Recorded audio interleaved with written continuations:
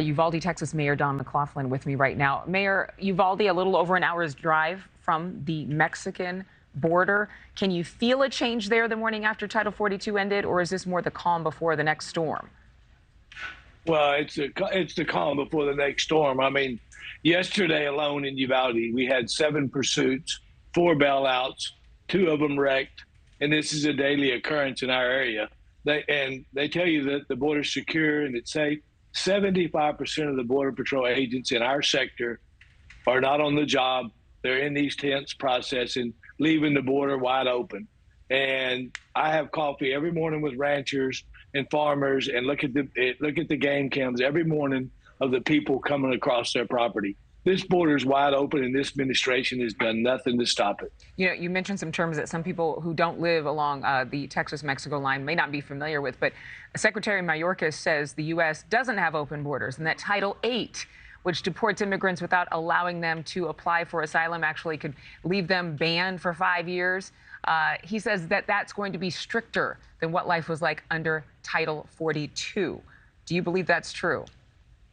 I don't. Title 8's been in place the whole time, even while we had Title 42. They haven't used it one time. They just turn people. We catch people in Uvalde. We turn them over to Border Patrol when they're there. An hour later, they're on a bus to go somewhere in the United States. If we're using Title 8 or Title 42, they wouldn't be released into our country. Yeah, and I know you're right. I've reported on the border before. You are absolutely correct in your assessment. But Governor Abbott, I know, is fired up about this. He's been very adamant, deploying a task force now to catch large groups of migrants trying to cross the border illegally. You talked about the wrecks and the bailouts. Is it the gotaways? Is it the people who never actually encounter a Border Patrol agent or officer? Or is it those flooding the ports of entry that are most alarming to you and your town? It's mostly the gotaways and those that are crossing the border in waves, because contrary to what the government wants to tell you, there's no way to do a security check on any of these people coming across. There's no international criminal database. Right. There's no database. There's no vetting. There's no background check. And while the majority of people could clearly be argued to be good, hardworking people, you don't know who the criminals are when they're coming across the border. You know, President Biden obviously sent down some troops and asylum officers to try to help during this time of transition between Title 42 and its expiration. Have you noticed a difference? Would you notice a difference? No, we haven't seen any difference in this area. I mean, right now, the Rio Grande Valley is being inundated. El Paso is being inundated.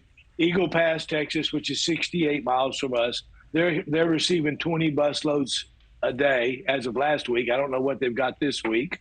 Del Rio is preparing because over in Acuna, the people are starting to mass over there. This is where we had the 15,000 Haitians not long ago. Right. I mean, and none of our areas are equipped to handle any of this. But one more quick question. I know my producer is saying we got to move on, but what would you say is a solution? We can't boot all these millions of people out of the country. And if we didn't even start to try to deport people, it would take such a long time of processing.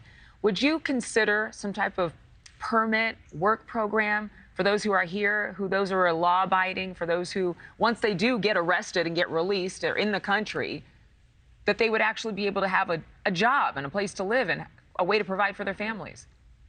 I'd be 100% in favor of that. As a matter of fact, I've argued it. I've told it to my federal representatives now. Why don't we give these people a work visa when they come across? Let them get a job. We know where to find them. We can track them.